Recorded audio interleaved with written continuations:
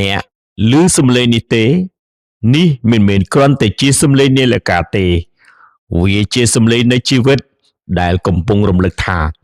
ពេលវេលាមិនដែលរងចាំនរណាម្នាក់ឡើយអាចកំបាំងជីវិតអាចកំបាំងនាឡិកាតើអ្នកធ្លាប់ឃើញនាឡិកាឈប់ដើរដើម្បីរងចាំអ្នកដែរទេ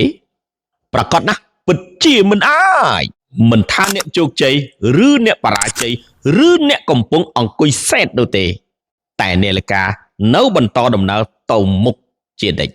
មនុស្សគ្រប់គ្នាមានពេល24ម៉ោងដូចតែគ្នាអ្នកក៏មានខ្ញុំក៏មាន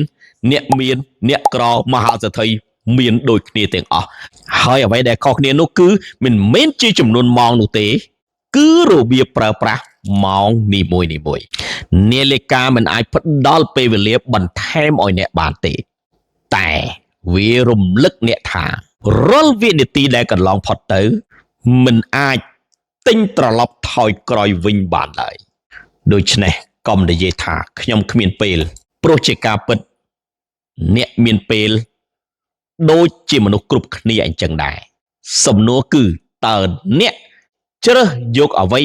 មកបំពេញក្នុងពេលវេលារបស់អ្នកចូលធ្វើឲ្យនាឡិកាคล้ายជាអ្នករំលឹកមិនមែនជាអ្នកសោកស្ដាយសូមចងចាំថាពេលវេលាមិនដែលបាត់ទៅណាទេតែអ្វីដែលបាត់នោះគឺឱកាសល្អៗដែលយើងមិនបានប្រើវាឲ្យមានតម្លៃ